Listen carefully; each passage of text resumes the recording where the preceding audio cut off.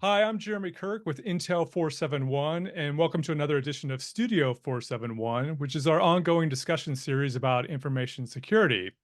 So, say that you're a buyer of security technologies for a big company, and you want to ensure that the vendor's product does what the vendor is claiming it to do. This is where security testing comes in. And over the years, this has been a really contentious area. A lot of vendors have been sparring over the results, and there's been accusations of cheating. So, today we're going to dig into what security testing is and what is ethical security testing and break it down and how this can show value for your organization. So my guest today is Simon Edwards, who's the CEO and founder of SE Labs in the UK. Thank you very much for joining me, Simon. Hi, Jeremy. It's lovely to see you again. So just for full disclosure, before we get into this, Simon is a mate of mine. We were both security journalists in London, in another time and place. A long Um, time so, ago. but why don't, for the benefit of everyone else, why don't you tell me about your background and then how you got into security testing? Well, the very short version of the story is that I was working on computer magazines, same as you were in London. Things like Computer Shopper magazine and Mac User. And in those days, we wouldn't just cover news; we would test things as well. So you could be testing large monitors or color printers or whatever. And antivirus was one of the things I got interested in testing, and it developed from there. So basically, the industry came to me and said, "We think you could actually do this commercially because the way that you test is a bit better than the way that established testers are doing things." And it grew from there, and it became more about what the hackers are doing rather than the general spammy malware that affects everybody. And so we now focus on targeted attacks more than anything else. And for that, which I'm sure we're going to talk about, getting a handle on the threat intelligence is completely crucial. Because if you're going to test if a security product can do something good or useful, you have to know what the bad guys are going to do as well. Yeah, exactly. And so what are your goals in kind of setting this up and what type of people are working there now? And then we'll get into the testing methodology, which is super interesting. Well, the goals are to try and make products better because at the end of the day, it's us versus them. There are bad people trying to take away our resources and make lives harder. So we want to be useful to two different groups of people, I suppose. The people making the security products and the people buying them. I want you guys who are buying products to make sound choices and to make sure that you are as secure as you can be. There's more to it than buying products, of course, but you've got to make sure you've got good ones to begin with. And when you do produce these products, good testing can help. And if we find there are problems, rather than just putting you at the bottom of a ranking and saying, oh, there are better things out there, we can actually help those companies fix the problems because it isn't properly rocket science. So there's lots of different approaches you can take. But at the end of the day, if we can find a way through, we can also explain that there's a way through, and then the clever people that make these products can fix it. So that's our main goal, is to try and make things more secure for everyone. And then the way that we do that, the team that we have, we don't automate a great deal.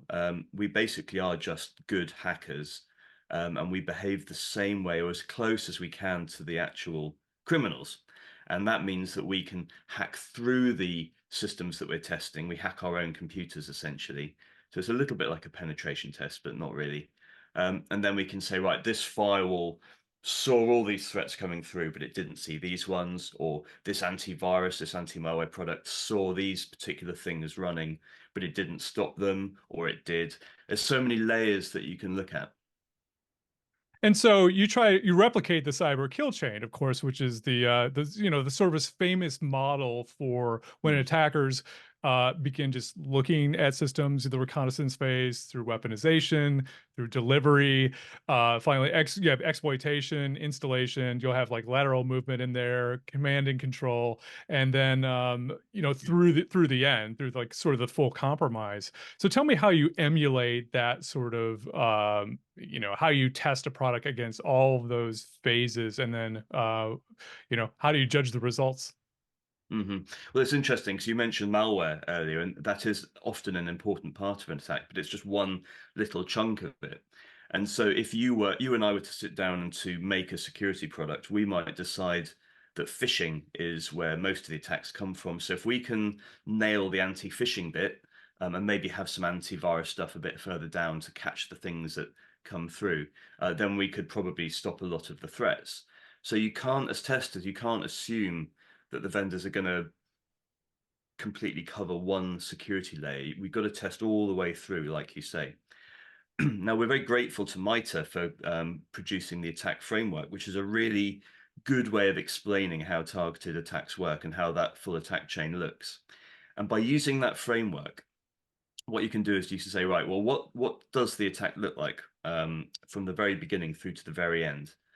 Is it a phishing attack? Is it a link to a bad website in that phishing email? That website will have a reputation, so there's a chance there for a product to block that URL, for example. And then you work your way all the way through, and you look at what the bad guys do in real life. So there's lots of reports out there. Some are more public than others, and you can say, right, well, this group behaves like this. They generally phish. They generally use these different techniques to dig down deeper into the system. Maybe they use keyloggers to steal passwords, or they use other ways to pull out credentials. And maybe they always move from the initial systems to other systems using certain techniques. And by knowing all of those different things, you can kind of come up with a menu of how to behave like different attack groups. And in fact, we have that on our website. If companies want to work with us, we say, well, which targeted attacks should we use for this? We've got a whole list of different groups that we can pretend to be. And by doing that, and by we do make threats as well, but using the same kind of tools that the bad guys use as well. So it's very, very close to what like the FSB are doing, or the Chinese, or whoever. Yeah, And I then we think I just heard sit. you. And Oh, so, sorry. I think sorry, I go heard ahead. you describe in your podcast recently. You could emulate the attack that occurred against the Democratic National Committee in 2016, which I think was a lot of sort of phishing based stuff.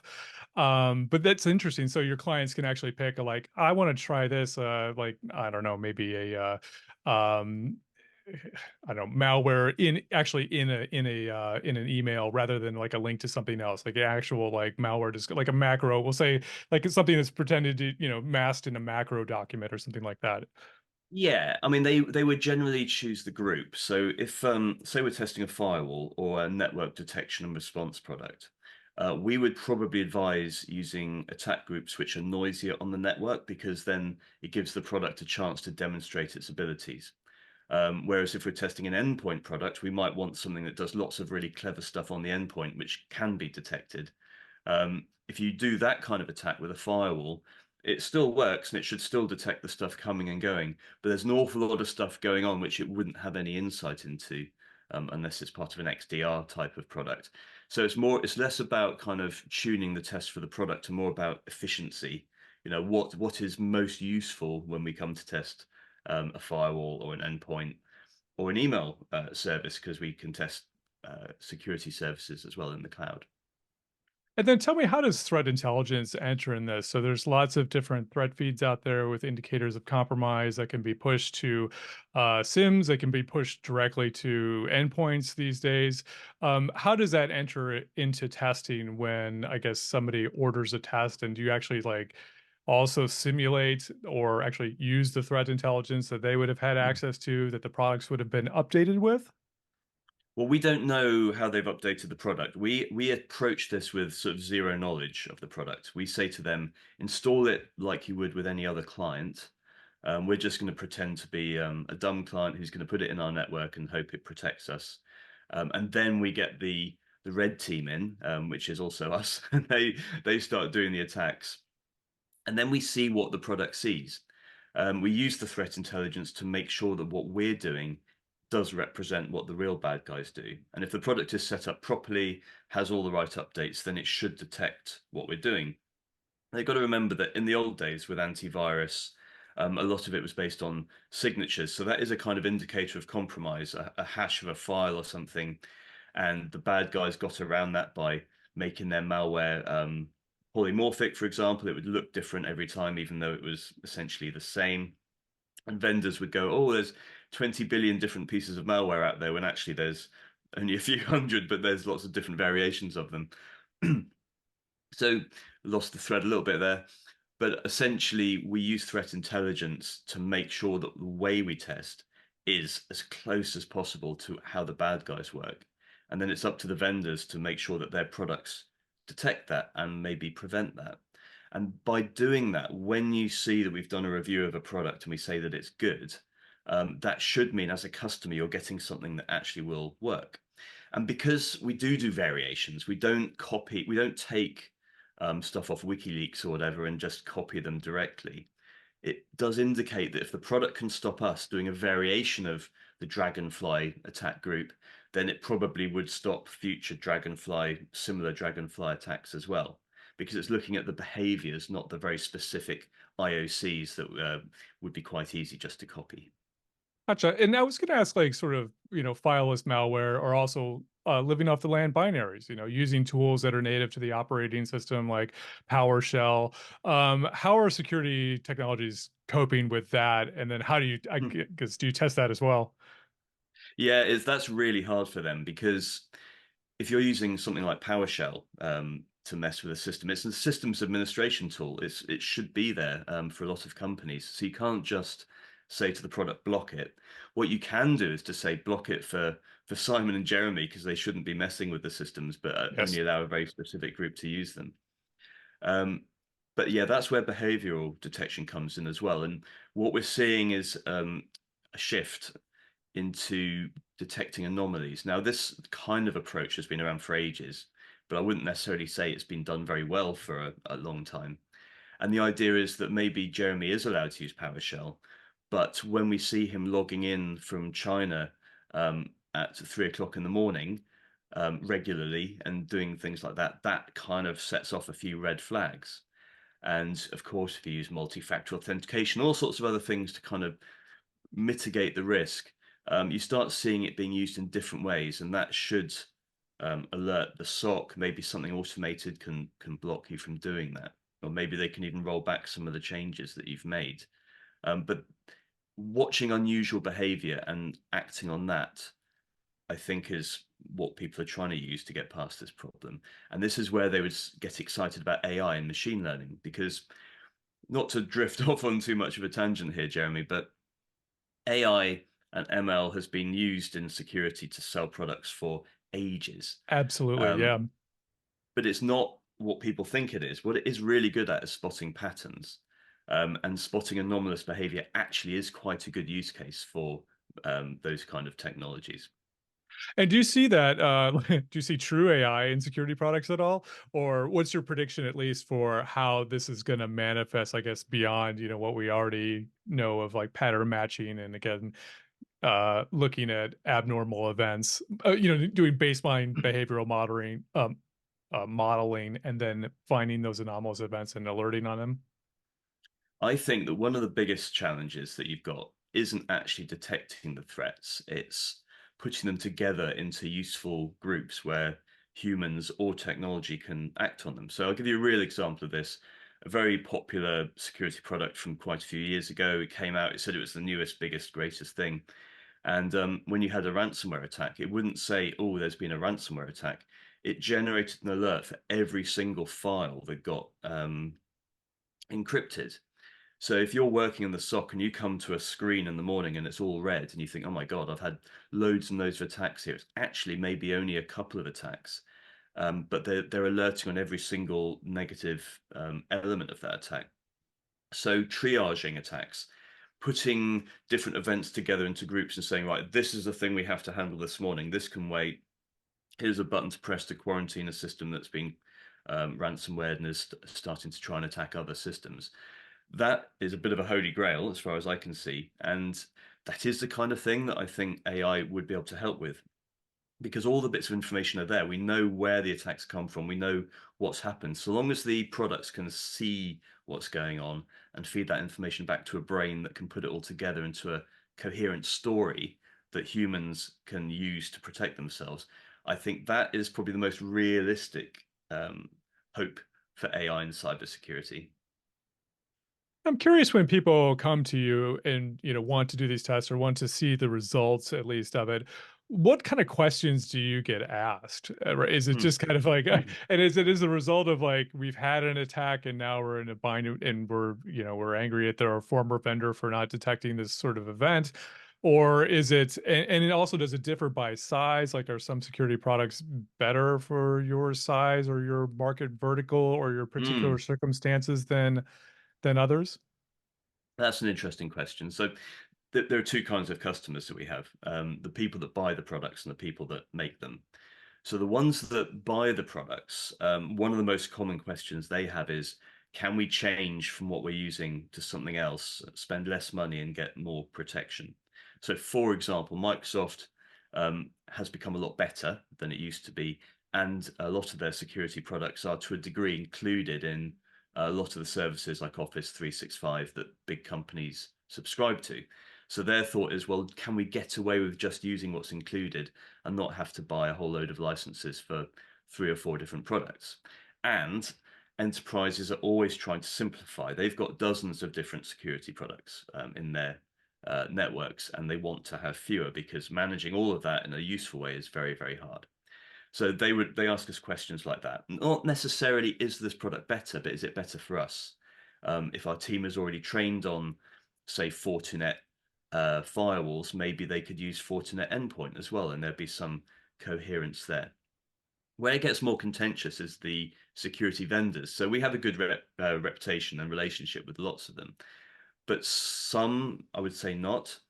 And a lot of the questions they ask are based on some of our competitors or ex-competitors, where there's been some very bad behavior in the testing world, where people have kind of felt shaken down a bit, I would say. And so a lot of their questions are kind of like, how can we be sure you're not going to rip us off or make stuff up or whatever, be incompetent and Sure. corrupt? Yeah. Which is, I mean, it's quite good in a way. It starts us off on a back foot because we have to kind of prove we're not going to be awful. But on the other hand, once you do show that you're going to be useful, everyone gets very relieved and happy, and it's almost a moment of celebration. The bar was very low for security testing a few years ago. Just behaving like decent people was put you up in the top 5%. Right. I think you're very transparent too about the way that you do it as well. And that's quite important. It's like, here's exactly how we do it. Here's the sample. Here's the whole thing, where I think in the past there was a certain amount of obfuscation and kind of I wouldn't say like misdirection necessarily, but just opacity, I guess, around some of the processes that were used, and that really ramped up tensions. I've got an anecdote for you if you'd like. Sure. Okay, this is one of the big endpoint companies, and they had used this other tester, which doesn't exist anymore. And the problem that a lot of people had with this group was they would give you bad results, and then they wouldn't share the information to help make things better. So they would say, "You've missed all of this malware," and the vendor would say, "Well, okay, got it. Thank you. Can you share the files so we can at least provide coverage for our customers?" And they would say, "No, it's there's some intellectual property issue with this."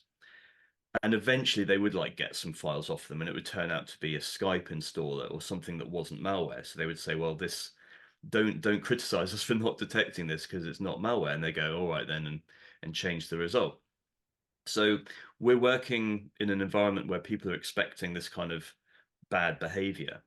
And we did a test for this company, and they missed quite a lot of our targeted attacks. And they asked for the samples, and we provided them straight away. And this guy phoned me up and he said, "Simon, I'm so disappointed. We thought you guys were better than this." And I was like, what's happened? And he said, "You've just given us, we're looking for malware here, and you've given us a load of Microsoft Systems internals tools, like Process Monitor and all those things."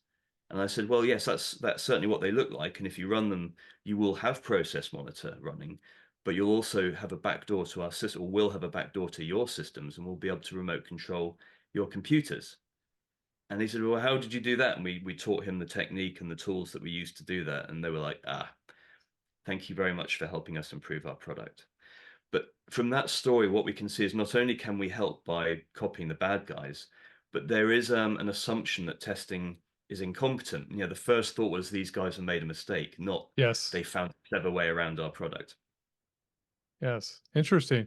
I wanted to ask you about identity because a lot of people have referred to identity as the new perimeter.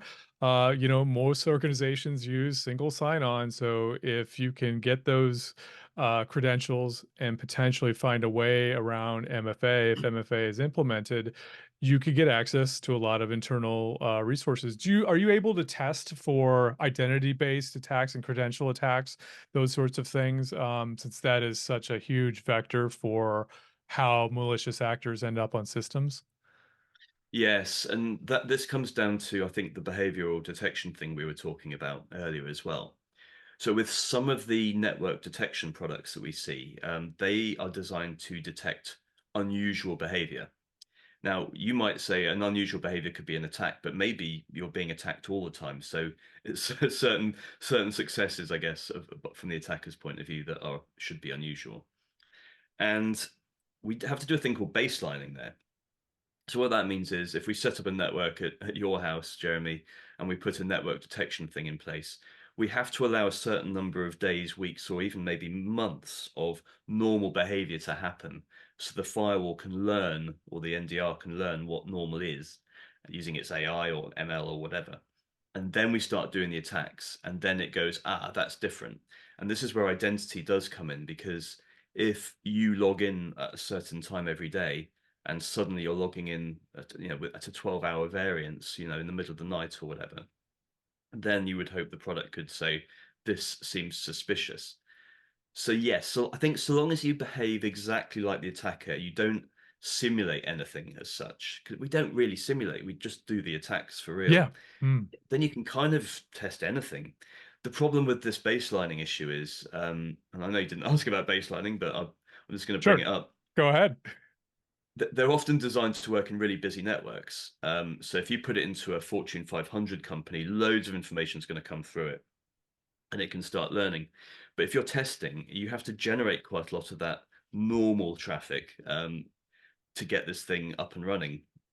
And that is a challenge because you've got to decide what normal is, and then you are emulating a busy network. You're putting all this information through this firewall so it thinks it's actually deployed in a Fortune 500 company when in fact it's deployed in a small security lab in Wimbledon, London.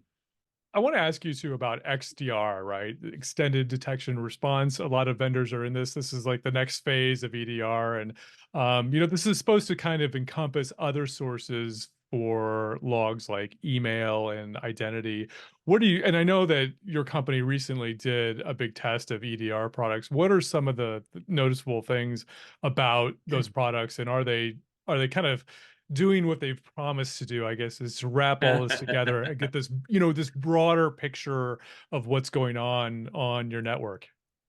They can do. And I think for me, the interesting part about XDR is what does it actually mean? And there's whole discussions in the industry about this. For me, it means you've got at least two different products working in harmony with each other. They don't have to be from the same company. So companies like Cisco and Fortinet and maybe Palo Alto, who have firewalls and they've got endpoint and they've got cloud services, they would maybe say XDR, their XDR offering is when you buy all these things from them, from one vendor. Whereas other companies, like Microsoft, for example, doesn't have a firewall. Sentinel One, which does endpoint, um, doesn't do anything else. They just do endpoint. So Mm. you could roll your own XDR. You could say, so long as Microsoft email talks to Sentinel One endpoint and maybe a Fortinet firewall through some other product that maybe you create, that could be an XDR as well. And I think so long as they talk to each other and inform each other, that to me is my definition of XDR. The R in XDR is response. So you don't even have to protect, so long as you've got some kind of response, which could be to log it and to put an alert up or something like that. That probably is good enough. And I always worry when the industry decides what's best for the customer. Sometimes the customer wants to watch and not to stop something happening. They don't want to tip off the bad guys, for example. Um, so having options is always useful. But I think I, XDR is a really good idea. If you've got a firewall that knows about some malware that's come through, why wouldn't it then inform all the different endpoints on the network to watch out for this thing that's new but being detected? yeah, exactly. I mean, I've heard a lot of talk about the automation aspect of it being appealing. So that Mm. response, uh, being able to take an action that somebody else has just, set a rule for. But do you see that actually being used, or do you see like more people sitting back and wanting to like get the alert just to make sure that this hasn't been a false positive or something that's going to just be very disruptive? Yeah, I have seen it happen. There are services where a firewall, like I say, will a piece of malware come through. It will deliver the malware to the endpoint because it doesn't know it's malware yet, and then it puts it up in the cloud and runs it through various different sandboxes. Then it goes, that thing that Jeremy downloaded was bad. So let's see if his computer's run it yet, and we can maybe stop it. But also, let's tell Simon's computer, if you see this thing, this is now known to be bad, so don't allow it to run. So that's a good use of automation. The AI ML endpoint vendors would say, yes, but you've still got your initial victim. Jeremy still potentially run malware on his system. Sure. But yes, if you've got an onslaught of this stuff coming in, then I think it's still worth. It's a bit like people talking about signatures, right? So the ML guys said you don't need signatures, just use ML because we can detect behavior. I Hmm. would say if you know that this file is bad, it's a bit like having a photograph of a shoplifter in the local shop. I don't know if this guy over here is going to be a shoplifter, but I do know this guy's a shoplifter. So let's have a picture by the door so we know when he walks in that he's a bad guy. If we know these files are bad, we might as well use signatures because Absolutely. that Yeah. definitely works. Yeah. Yeah, yeah. Not something to be solely relied upon, but it's still a technology and still a way to go, okay, well, this is known bad, and so we can just Yeah. keep it as known bad. Yeah, it's a cheap way of doing it. We're not putting Yeah. throwing computing cycles into looking at patterns of binaries or stuff. This file is bad. Stop it now. Yeah, exactly. So I want to talk about the conference that's coming up. So Mm. for the first time, your company is going to put on a threat intelligence conference in London. This is at the end of March. We got some great Tell, speakers, including you. I'm going to be there talking about my favorite subject, ransomware.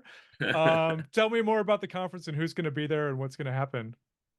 The C2 is a threat intelligence conference, and it's aimed at CISOs. So it's aimed at the people, well, CISOs, but also other people who are in charge of policy. So we're not going to be looking at black screens full of green text, hexadecimal, reverse engineering binaries. There are other conferences for that.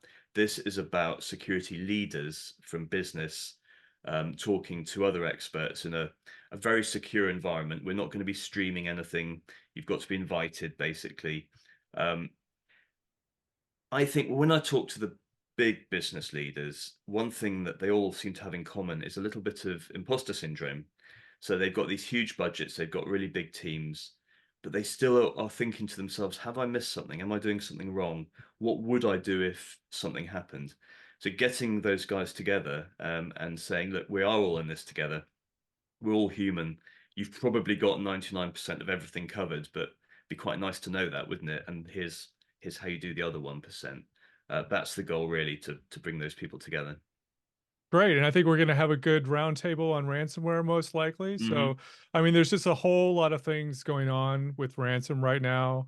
Here in Australia, they've said that, at some point, paying a ransom will probably be illegal, which is kind of an interesting, that whole discussion is still surfacing again. We've got ransomware that's back and fiercer than ever. I mean, last year, I don't think we've completely tallied our numbers yet, but at least from all perspective, it looks like it was back in full force again, which is, this is a consistent problem of professional cyber criminal gangs holding people for ransom and causing, lots of impacts to economy and healthcare systems and, even outside just your sort of regular sort of businesses. So yeah, I'm looking forward to hearing the perspectives on how executives are viewing those sorts of challenges and how they're combating them and defending against them. Yeah, I mean that's a really great couple of debate points there. If you think back to the day, I mean, ransomware's been so useful to us, I guess, in the industry in some ways because it's such a visible threat. There's no doubt when you've got ransomware, and there's a money amount put on it. So when you say to the chief financial officer, "We need this budget for security because someone might steal our IP," they might go, well, I don't know how much that's worth. But when they say, I want $1 million, it's like, right, we can definitely see what the value is for protection here. And then this thing about it being illegal to pay ransoms is fascinating too. I was talking to Europol just last week, and I asked them about that, and they said, "Why would we like go after the victims? That doesn't seem right. You know, if Hmm. you pay a ransom, we're not going to go after you." So it's a bit like that. Do you remember in the old days, the big debate about should you counter a hack? Someone hacks you, should you hack them back? And some people Yes. thought you should, and some people thought you shouldn't. It's like, why would the law enforcement come after me, a victim, for like punching back, basically? And there are reasons, of course, and we can't go into that now. But similarly, if I've had to pay money to get my data back and keep my business alive, I'm sorry if it went to the Iranians, but I needed to keep my business alive. One last thing before we go, Simon. You do a podcast called Decoded, which I listened to in preparation for this chat. But it's a really interesting podcast, and I was curious. So you've done a couple seasons. It looked like there was a bit of a break last year. Are you going to come back with some more episodes? Because it was really interesting look at malware testing and current security issues. Thank you. Yeah, we do try and cover quite a broad range, and the idea is that even CISOs are human beings with families and personal lives as well. So we want to cover not just the business stuff, but other things. And yes, so season three is in production. Really looking forward to doing it. I think it's going to be even better and more polished format than the previous episodes. So thank you for saying what you said. But I think we've still got room for improvement. But yes, season three probably out before the summer, I would say, 2024. Great. Well, look for it. Thank you so much for joining me. I really appreciate it. Decodedcyber.com. There you go. Thanks, Jeremy. Thanks a lot.